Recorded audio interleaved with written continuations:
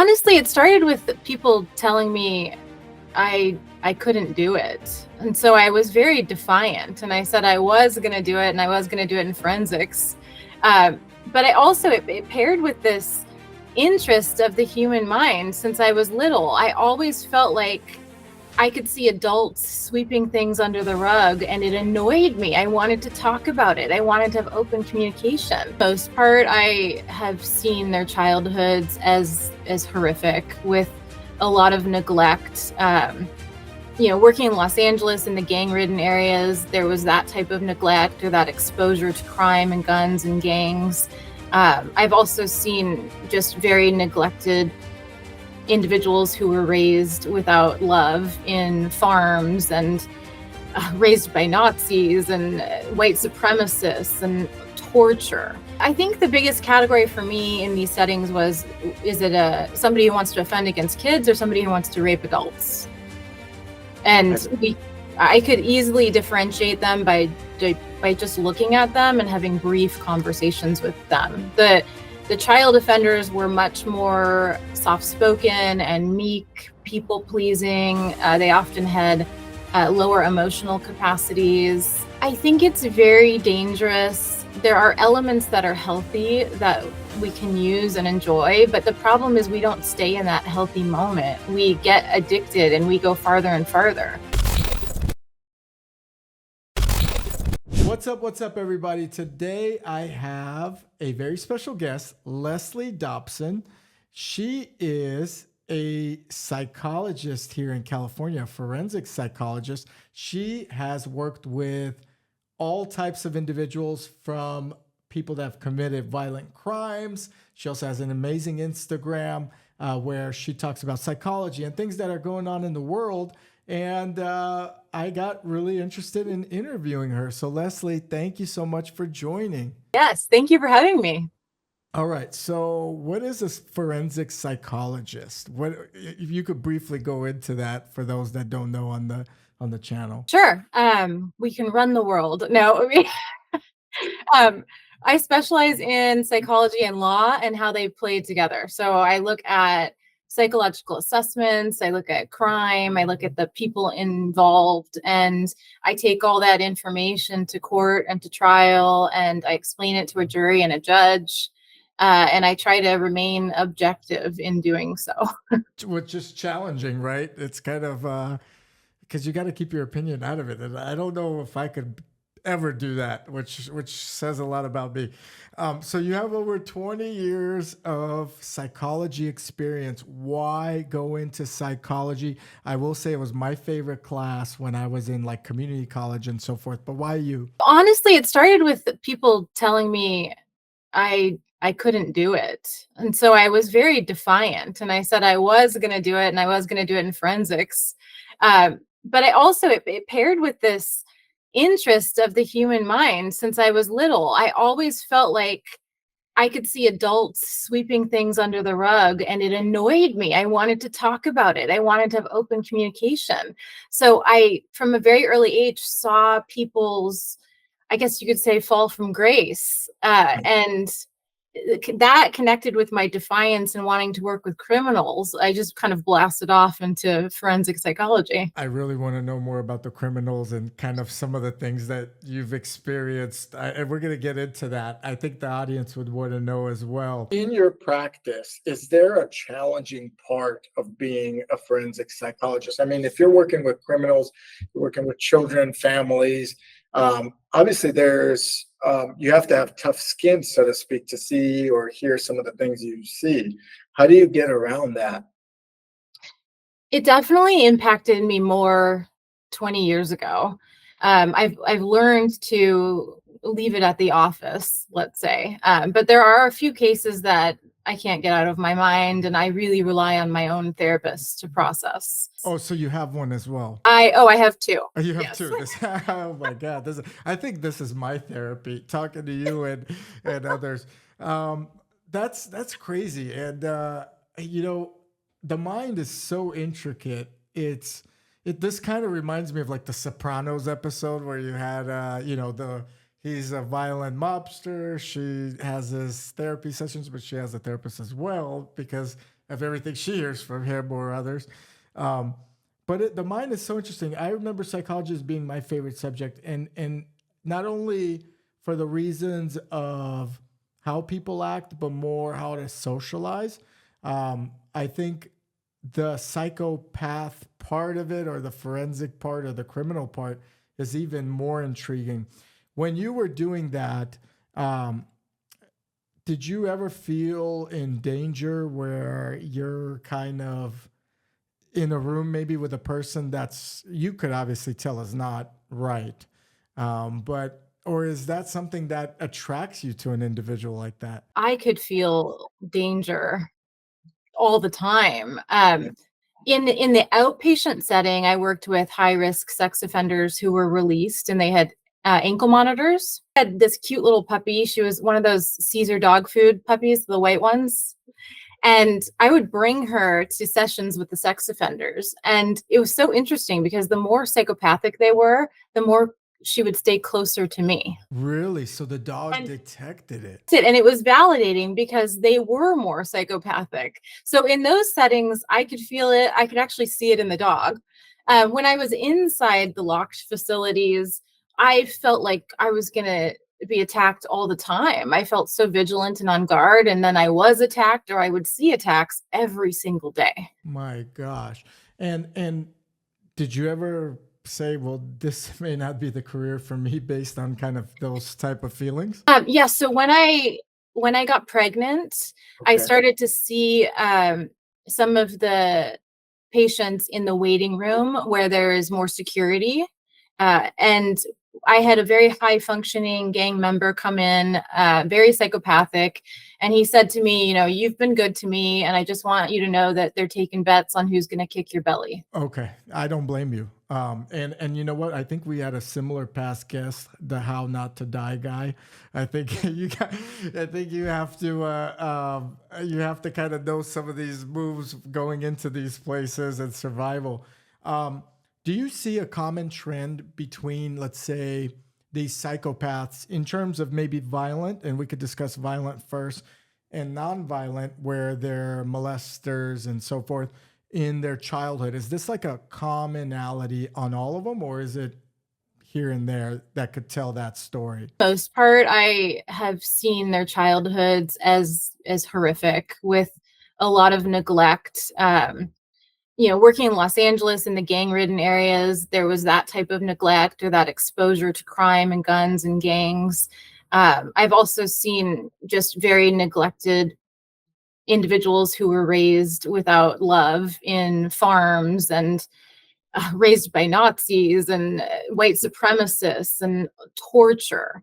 So we have very severe childhood cases, but maybe, and I'm just throwing an estimate, maybe 20-30% have very clean histories and very loving upbringings, and they have psychopathic brains from the beginning, and they have signs of it from as early as 5 years old. Do you see that type of, like, is it something that they're attracted to? Do you think it's natural human instinct for violence, given the fact of human history has always been relatively violent from all the crusades and religion crusades and so forth? Do you think a human has a tendency to be violent no matter what, or is just certain individuals? It's kind of that nature versus nurture question, right? If we all have it, we will all protect our kin, but if we are constantly using it and growing it, and it's being enabled and we're not being met by consequences, then we're going to have that muscle memory. It's going to come faster to us. We're going to start thinking about it more. We're going to start using it more often. So again, especially in Los Angeles, if we're talking about, me meeting with the Bloods or the Crips, had a chance. They never had a chance to see that white picket fence lifestyle. Yeah, LA gang scene is pretty crazy. It's a big area, and I'm not gonna make you pick a side between the two, Leslie. So It look better in red, but you do look great in red, and the sign behind you looks great as well. Can you share some insights on what you see in children, particularly having kind of tell-alls or things that you would see in a child that has this type of behavior that could be troublesome for anyone watching out there, for the future of their behavior? Sure. And there's a lot of research. I know we can Google it, but there's a lot of scientific articles that show disturbing behaviors in children at a very young age, and not behaviors one off. It's more of common behaviors, several of them increasing in their severity, doing numerous boundary breaking kind of things. So Sure. harming siblings, harming animals, bedwetting, fire starting, an interest in wanting to harm an animal to the point to see the organs. Uh, Oh, and we want to differentiate that from maybe somebody who's on the spectrum and they don't like eye contact. But one part of psychopathy is a child lacking eye contact. So when we're looking at our children, we have to be very open-minded because it may not be psychopathy. We have to look at each individual behavior and then put it all together for a big picture to make sure we're not wrongly diagnosing them. Obviously, you've not only diagnosed psychopaths and criminals and so forth, but there's also you're an expert in topics in friendships, so like friend types, how interaction and energy flows. Tell me a little bit about that. What is a good friend type energy that you would say for someone, with social media? Obviously, friendships are on the paper level or on what you see level, and people judge that. But what are quality friends nowadays? Like, what should someone look for in a quality friend? Speaks highly of you when you're not in the room. Someone who doesn't suck your energy dry, someone who doesn't leave you ruminating about a quick jab or a statement they made at your expense. So we look at attachment styles, and people who have a secure attachment are the best kinds of friends for us. And I wrote the book on friendship. It's very small, journal-like, because what I noticed was after COVID, people stopped saying no. They just started going out and they were drained and they were around people that sucked. And mhm. started to tell me that COVID gave them that permission to stay away from people that suck. And I said, well, why can't you have that internal permission? Why can't you tell yourself if you don't want to be around somebody who is a vampire or energy vampire or just sucking your happiness away, why can't you say no? That happens And all the time too. And what was their responses? it's enlightening. Like people are like, it's this moment of, wait a second, why am I saying yes to events that I don't want to go to? Why am I acting extroverted when I'm more introverted? Or why I know I'm exhausted, why am I pushing myself? Why do I value that? As someone that lived in California during the COVID days, in your opinion, how much did the lockdowns, the way things were out here, particularly, really affect children? And have we seen the ramification of what's to come with children's mindsets changing and the loneliness, the suicidal thoughts? I mean, I heard or read that suicide thoughts and attempts have drastically increased since the COVID lockdowns because of mass depression or maybe loneliness. Do you think we still haven't seen the whole spectrum of what is yet to come from the fallout? I kept my practice open. I did a lot of video work and I had children and adolescents. So I saw, them missing their high school dances. They missed all those normative things that you and I probably took advantage of when we were younger. And then the children, like my daughter's 7 years old. So she was, around 2 or 3, and she was completely isolated from people. She didn't have those social interactions. And so it changed who she was. And then when she started to come out of COVID and socialize, she really dove in, but it took a while. So I think we're going to see over time the development of how everyone's growing out of it still. And we're all still a little anxious and hesitant. Yeah, we don't. Another election's coming up. Who knows what happens? We don't even know what happens Yes. by the end of this time. With with COVID, you mentioned, the children didn't get to develop the way they normally develop, which is affection and interaction. And I would imagine for those that didn't have parents such as yourself that would encourage that, it would really be detrimental to their future development. Is COVID one of those things that you think may happen again, where we should completely do a different approach to it if there are lockdowns or if there are things that do happen in terms of the mental health part of it? I saw a lot of kids, they would show up for like their online classes and they would be completely disengaged, or the teachers would be completely disengaged. So I think front loading the use of our technology would be amazing. But also, people started to put these pods together and they had social interactions that were small, and then they had this trusted group that they could fall on. And that, for me, I saw with the clients kind of coming later as they started to get more depressed and anxious, and I would encourage these small pods to grow. So I think preparing ahead is amazing, and know who your pod would be and your plan. Understood.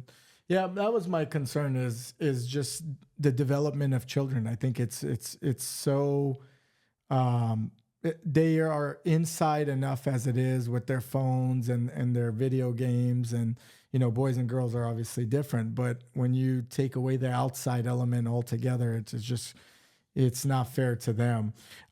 Let's get back to the forensic work in a little bit. You mentioned you were in some high security environments and so forth.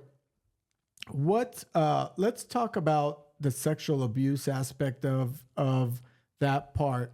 Do the people that you generally interview or that you got to experience or help out or had to testify against, do they reason as to why they did something, or do they never understand that they've actually done something that can cause horrendous harm on another individual? Some studies say that they don't even have the capacity. A psychopathic brain looks different and the empathy structures are smaller. A lot are driven by consequences. And if they are clear on the consequences, they won't do the behavior again. But the problem with therapy and sexual offenders is that oftentimes they are psychopathic. So what they do is they learn how to therapize people by you giving them therapy. Mimic me, and then they use that to manipulate someone else. Interesting. So they're learning the communicative behavior and then either reasoning, justifying, or making that individual feel like they're welcoming or they're warming them up, so to speak. It's almost like a wild hunter, like an animal in the wild, I would say, that's adapting to get their prey. I've had a couple other guests on the podcast, some with human child trafficking and so forth. And it seems to be, obviously there's the financial component to that, but it seems to be individuals of a specific type of nature. Have you met or have you been able to characterize an individual that's in that sexual predator category, that they share a very similar kind of agenda or personality trait? I think the biggest category for me in these settings was, is it somebody who wants to offend against kids or somebody who wants to rape adults? And I could easily differentiate them by just looking at them and having brief conversations with them. The child offenders were much more soft-spoken and meek, people-pleasing. They often had lower emotional capacities. Often they had lower IQs on IQ testing. Wow. And then the more psychopathic, fierce guys were dominating, extra confident, very narcissistic, and they needed higher levels of stimulation to feel joy or interest. So they would come to my group late and they would make some kind of statement just to get attention from everyone. So they would need not only attention, but they want to feel in charge or alpha male kind of persona for the adults. And for the females, for the children, to summarize, they're more passive, kind of like a Blues Clues host or something like this, where it's very mellow, but they take advantage of the kids. And neither of those two, when caught in that type of behavior, feel guilty. Is that accurate to say, or in most cases? So it's definitely on a spectrum of, like you can have psychopathic tendencies that are light or extreme. Most politicians probably would load on a bunch of my tests, but but again, I only worked with really extreme people in those settings, and I never found them to have genuine empathy. That's crazy. That is, I mean, it would make sense, and that would allow them to continue doing what they're doing all the time. I'm sure a person that's caught has done something in the past as well. They just were not caught. That, to me, the amount of like energy that you would take on just seems like you're juggling a lot from individuals that are not normal. And what do you do to kind of escape that? Do you exercise aside from therapy? Do you come home and go, thank God for the family or the kids that I have? Or how do you get around that? Because you're experiencing trauma as well. Yeah. And you're processing it in a different way from what I hear. How do you get around that? I have my normal coping skills. So I like my routine. I like Pilates. I like exercise, but I also recently moved because I felt like my house wasn't around enough nature, and I needed a yard. I needed space to breathe and not have to see another human being. I respect that. I love that. Yes. You're not weird for that. I sometimes don't want to see anybody, so don't say that. I completely understand what you're saying. And has that improved for you, like being in? Significantly. Like I was telling my therapist, I said, I have this really strong desire to just lay on the floor everywhere I go right now. And he said, well, just do it.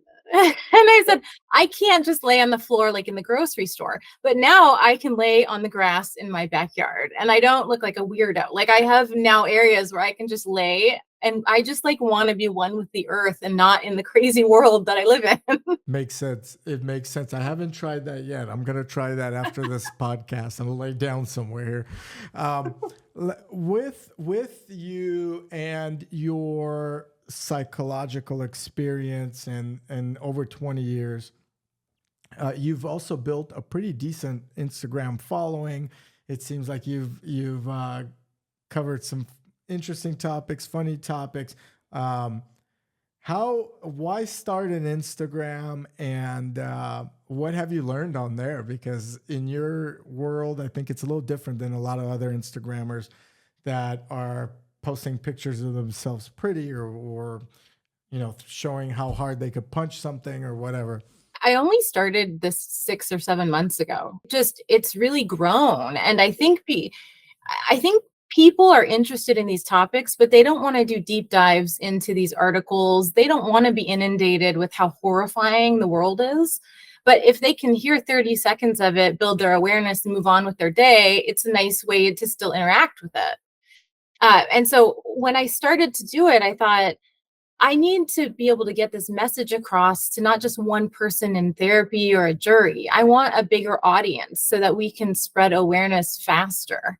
And lately, the focus has been on these mom-run accounts of children being sexualized in these accounts, and then the pedophiles following them. I've been just going with what's trending for the topics that we have right now. What's up with these moms? I mean, it seems to me that they care more about getting a few extra likes or followers and getting that attention wheel spinning. It's almost like the violent sex offenders you mentioned that go after the adults. They want to keep it going and going and be acknowledged.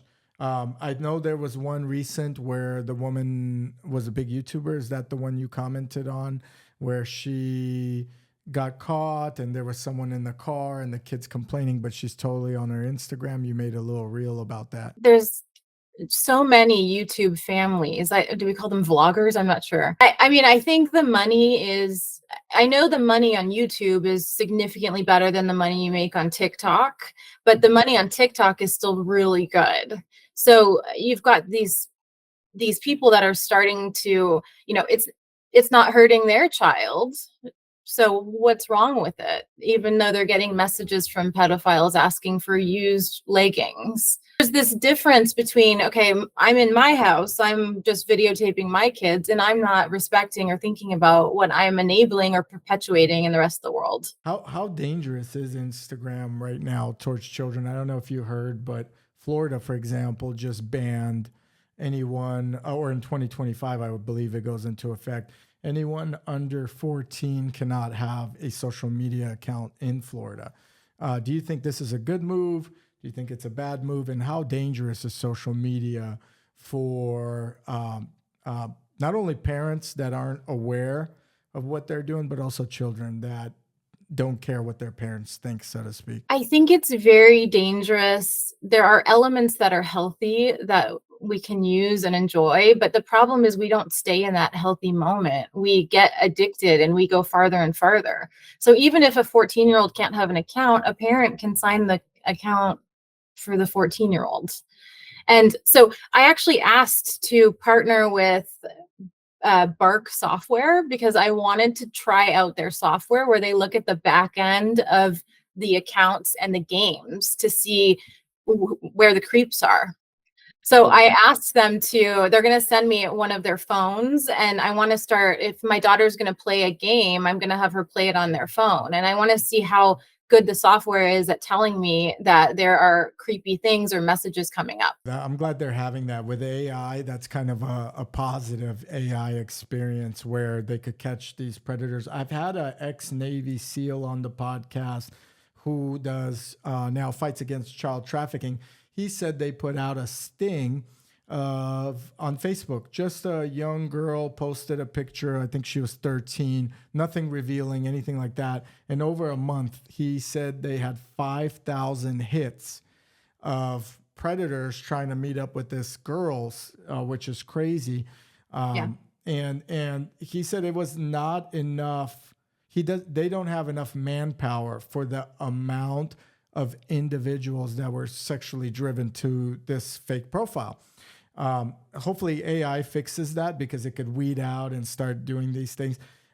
Why do you think there is such a drive, like such a desire, especially for the younger individuals, or especially for individuals that seek younger girls, boys, etc.? What's the drive? I mean, specifically with pedophilia, there's this, what I've seen is this connection. They feel connected to the child in some way, but they have the body of a grown man. So they have the sex drive of a grown man, and their mindset is more childish.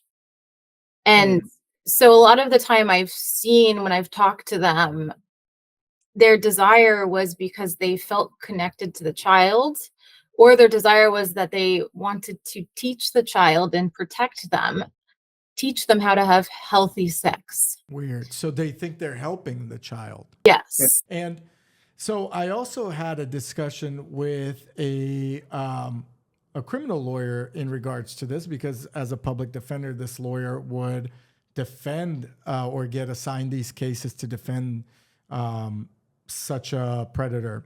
And on top of that, in certain cases, that individual or the lawyer would have to watch these videos to see if it's what was factually stated in the transcripts or the videos is true, until they couldn't take it anymore, because these crimes get very heinous and very disgusting, in my opinion and others' opinions. But one thing that they said that kind of struck my mind was the fact that they said these people can't help it. And the analogy she used was, well, you're attracted to your wife and something attracted you to her where you wanted to carry on and so forth and have a relationship.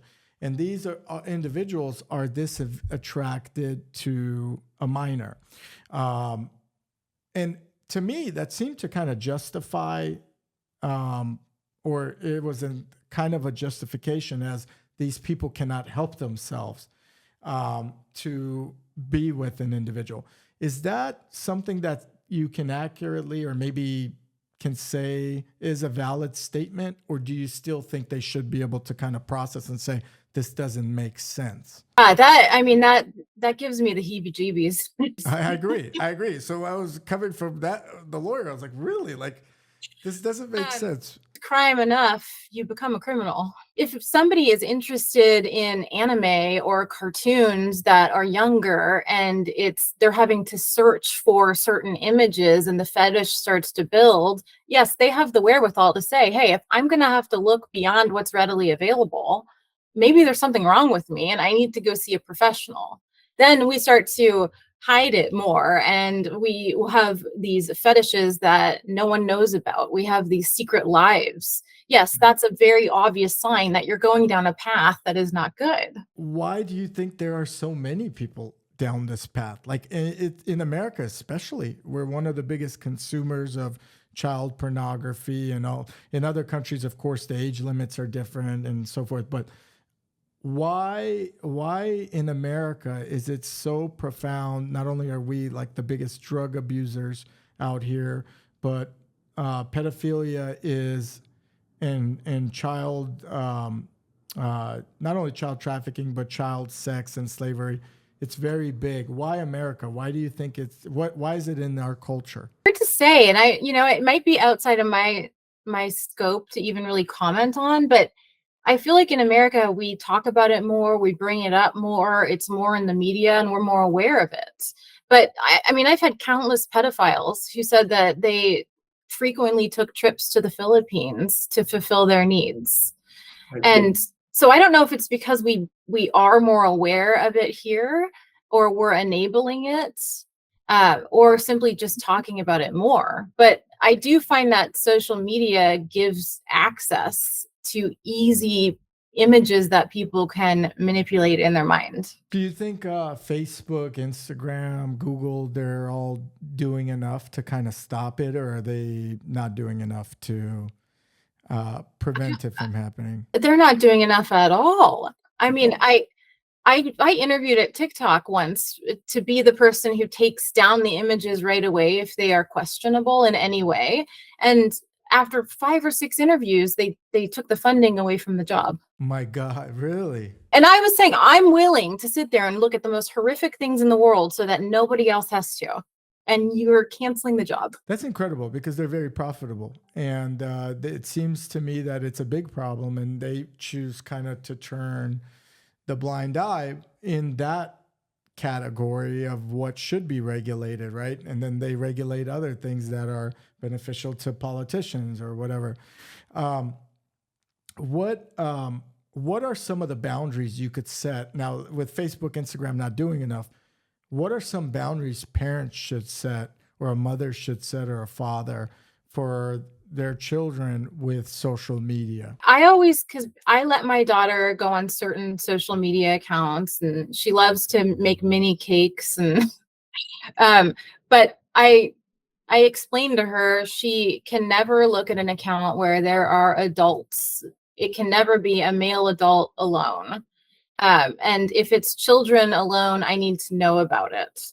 So like I explained to her what is okay and what is not. If it's an adult talking about slime, they love these slime accounts. It needs to be a child talking about the slime, and I need to know who the parent is, and the parent needs to be a female. Interesting. So if you're going to have her follow an account, it has to be another child presenting, to not start maybe developing it, is what I'm getting, some type of affection towards the adult that's a stranger. And at the same time, it needs to be, if an adult is involved, the female is more trusted. What I've seen is the accounts where it's just a child on everything are the ones where that child is being exploited more.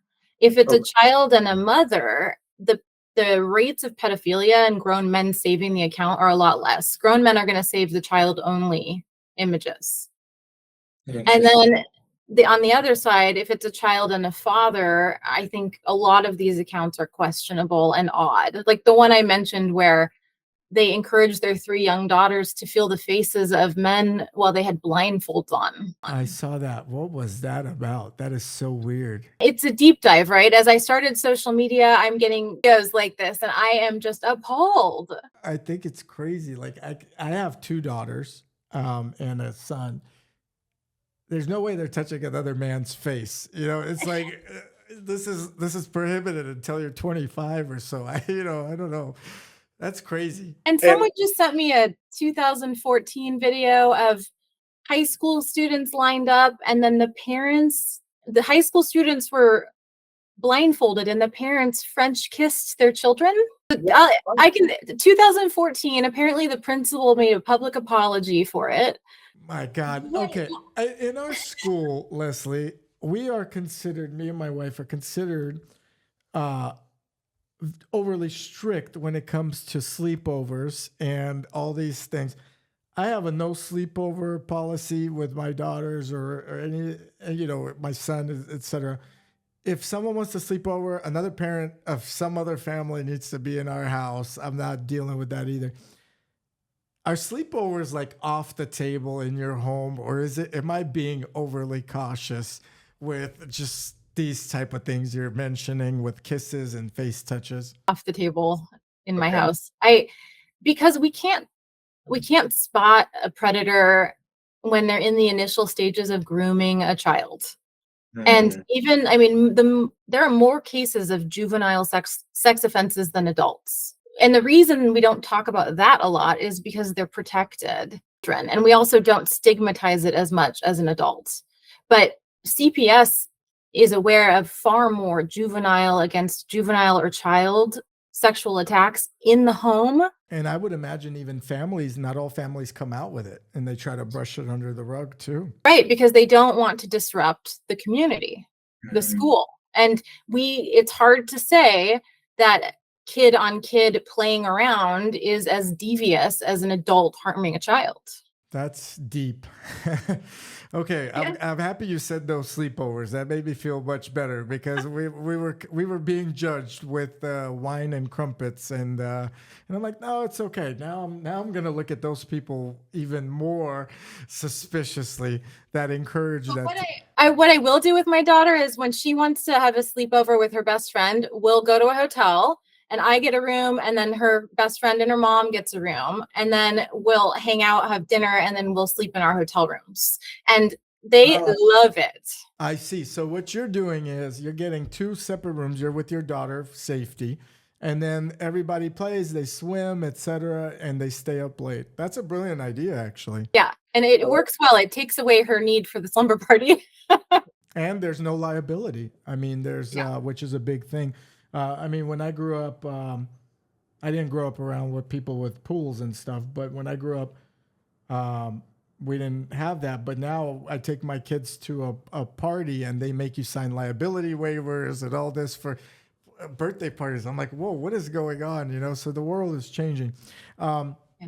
With social media, let's get back to that a little bit, because it's important. How much of impact is social media having on depression for kids? I know there's numbers out there, and of course we could Google it, but in your expertise, is it generally healthy for child development, or do you think it's becoming a issue for children not developing properly? The biggest problem is the comparison. I've seen what it does to my clients and children, all the way to teens, when they're bullied online, when they're not in the in crowd. These things that children write in comments about each other, it's just absurd, and it's never going to go away. We can't erase it. So it leads to this long-standing identity that is negative. Yeah, I think so too. I think it makes it's like a FOMO, fear of missing out effect with children. They always feel like they don't have what they should or could be at a place. I think it happens in adults too, though, right? It's not fair to say it's just children. Oh, I think adults use it especially to manipulate in an immature friendship group. I see. I see. All right. Okay.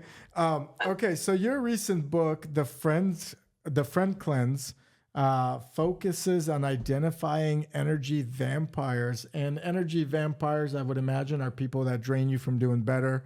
I haven't read the book, but um, what do you recommend? How do you get out of a relationship or a friendship where someone's just draining your blood and or energy? I recommend stepping back and really thinking through how it's going to play out. So if you are having interactions with somebody who's particularly toxic, you don't really need them in your life, then stepping away completely is the best idea. But let's say it's a family member and you're going to have to interact, or if it's a colleague or somebody in your life, then we really need to step back and strategize. How can I limit interactions? How can I choose what topics are said? What's my outward? Do I have a wingman? Let's prepare ahead of time so that we don't leave feeling like crap every time. I love that. So if you're stuck in a family situation, you set some type of boundaries or limits or try to figure out a way to minimize your interactions. But you never cold turkey in those type of relationships if they're not as bad, of course. But you don't you recommend creating a strategy plan versus just cutting someone out of your life. Yes, because I recommend thinking through it. Particularly if you're wanting to break up with a narcissistic person who is going to feel hurt and then retaliate, you need to prepare for the retaliation. So what if you can cushion that breakup so that they don't feel like they were rejected, right?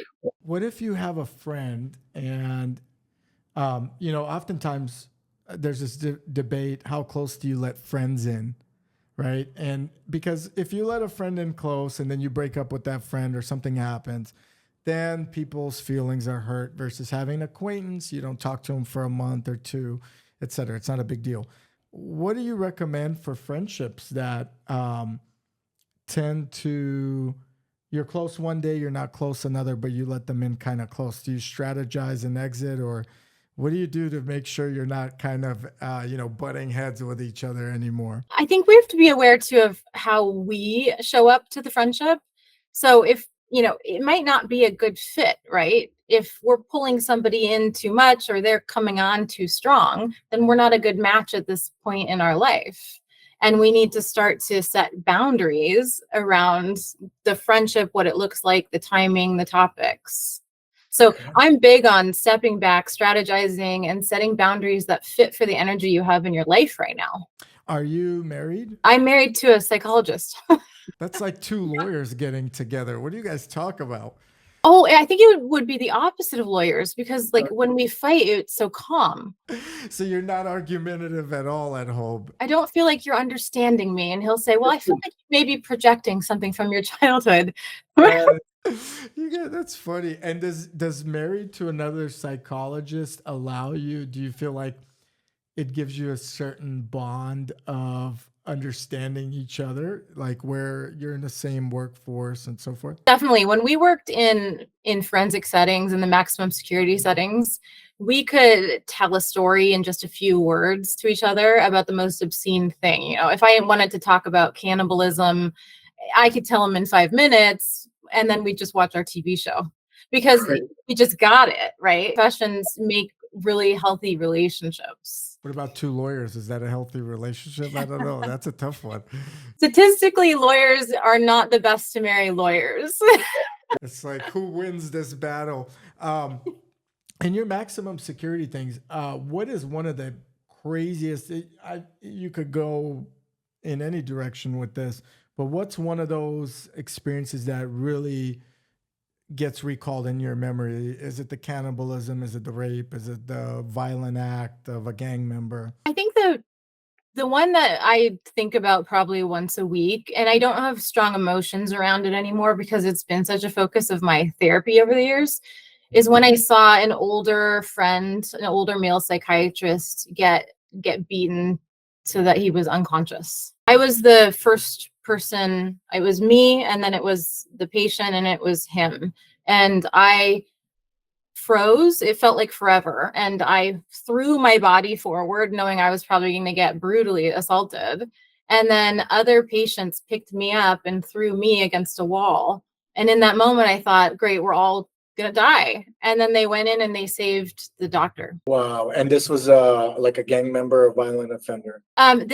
These individuals, some were violent offenders. The one who initiated the assault was quite psychotic. So I think he was probably hallucinating and it wasn't in reality.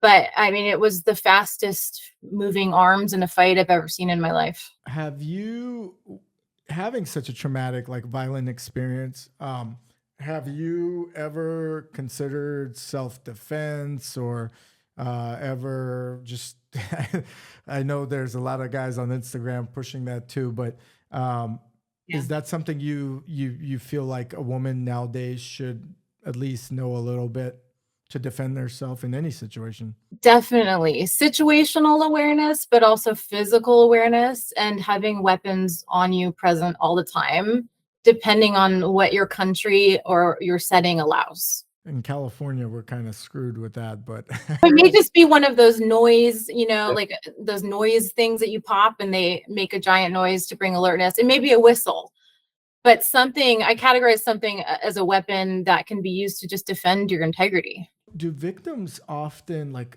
particularly maybe women or even young adults, blame themselves for being assaulted or sexualized or raped, etc.? Is that a common occurrence? Almost every single victim I've worked with, or we can call them survivors, have blamed themselves and still do. Why do humans blame themselves or their significant other in any type of horrific incident? Like, what is the psychological response that kind of initiates that? I mean, you could be walking down to a grocery store through an alley and all of a sudden this horrific act happens. Why blame yourself, or why is that? Why do we do that? It's an interesting question. I mean, so I work a lot with adults who were abused when they were kids. And they blame themselves for not fighting back. And I say, okay, you're in your 40s now. You're not in the mind of a 10-year-old. When you're 10 years old and you have an adult offending against you, who's also been grooming you for months to trust him, you reacted in the appropriate way for your age.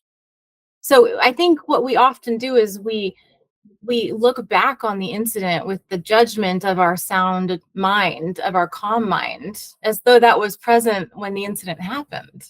That's actually very interesting that you mentioned that. And in terms of getting over such a traumatic experience, or getting over, including your traumatic experience, like for some reason, I'll be honest with you, I've seen violent things, but it doesn't bother me. I've been in a lot of fights. It doesn't bother me. And I still train in like jujitsu and some other martial arts. But some people can't justify it or can't see it. If you have seen something that you cannot process or you blame yourself, what are some good ways to get over that hump and not be burdened? I think I would love to know that, and I'm sure others that are listening as well. What's really worked for me and a lot of trauma survivors is EMDR, eye movement desensitization. And the premise of this, and some people think it's a little voodoo-like, but there is actually more and more science growing. But the premise is that you don't necessarily need words to process your emotions. If you're thinking about the violent moment and you're moving your eyes from left to right and connecting both sides of your brain, you can process emotions that are present in your mind. That's the premise of it. And it actually, and I thought BS, it's total BS until I did it. And I thought, wow, I have no idea what's happened, but I can think of traumatic memories now and I don't feel any emotion with it. Something happened in that, connecting the verbal to the two sides of the brain. I thought it was amazing. And laying in the grass in nice weather and privacy, that I'm sure that helps too, Leslie. Setting up life correctly. Listen, if I'm by the water somewhere and it's quiet, I love it. For me, it just calms me down.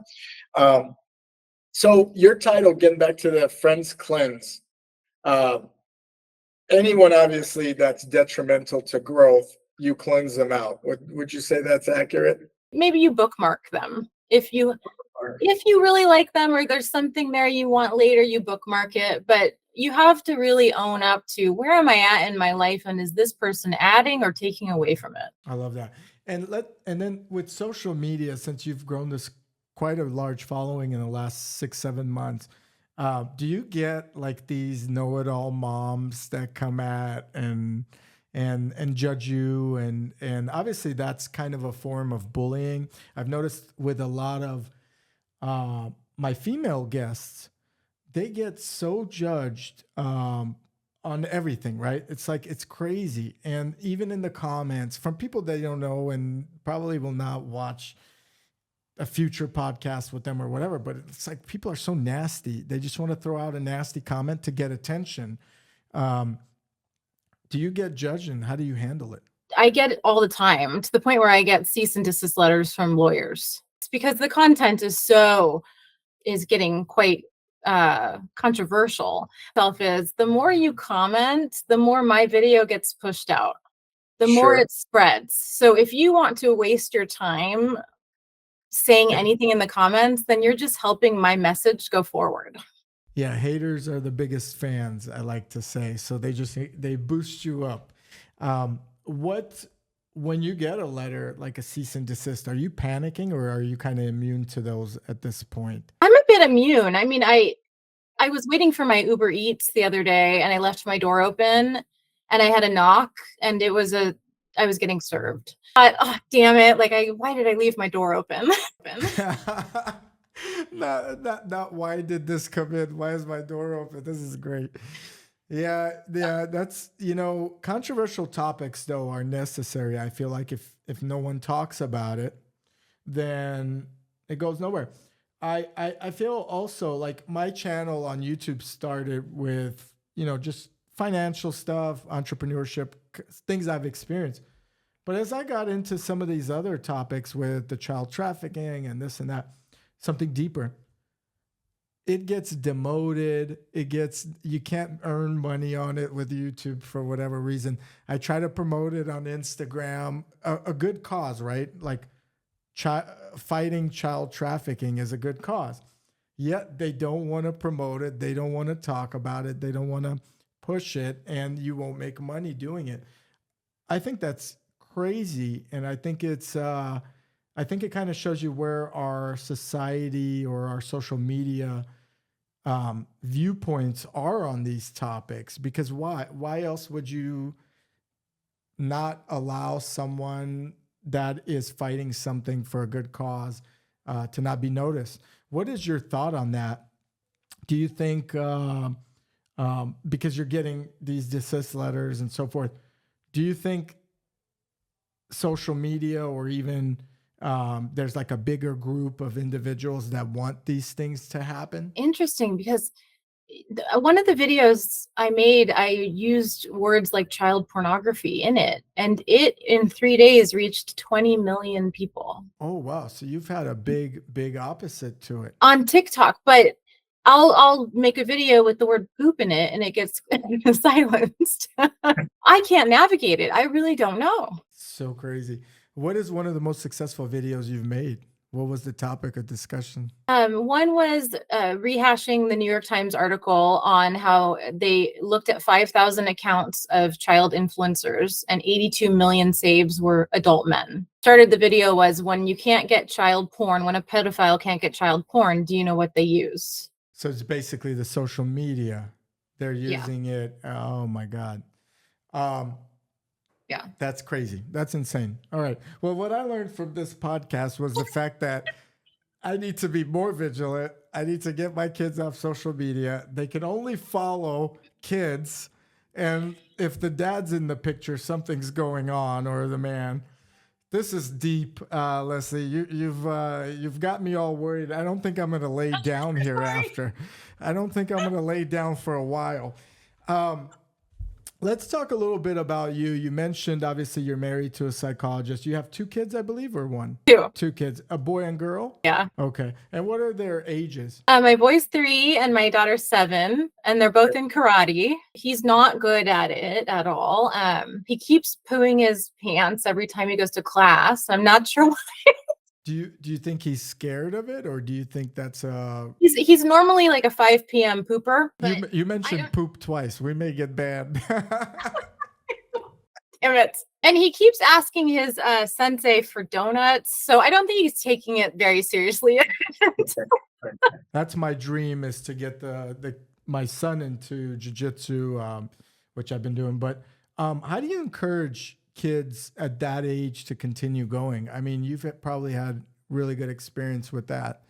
And I notice kids want to do their own stuff, but what's a good way to encourage them? I think being very consistent and then offering rewards that are not money or food or something external. So if you go, then we're going to have extra cuddle time, or we're going to play rock, paper, scissors, which he loves.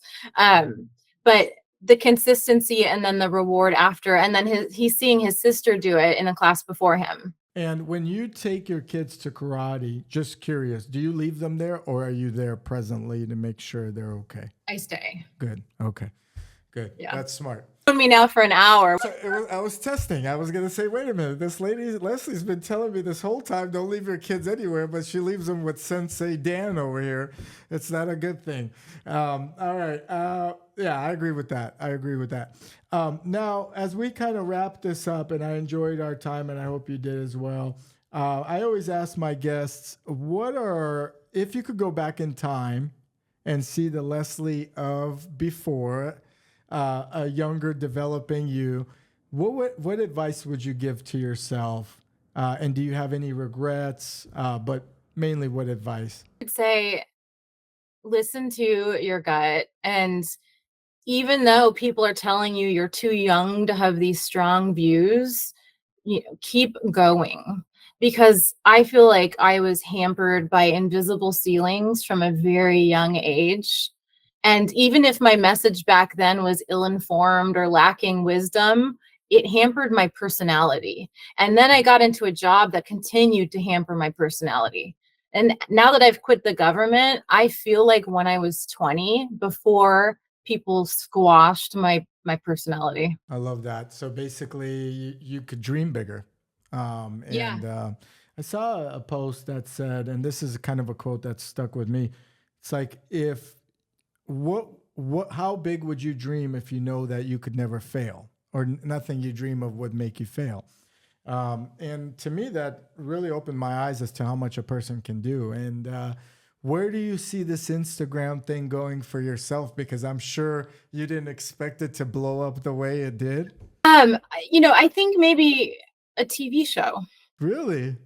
Yeah. Would you be with the family? Like, would you put your family on TV, or is it just your? No, I think it'd be kind of like a Dr. Drew, but a Dr. Leslie. Would you ever, this is another like fun topic among parents nowadays, would you ever be on like a Housewives TV show? I would probably lose my license if I did, but I did.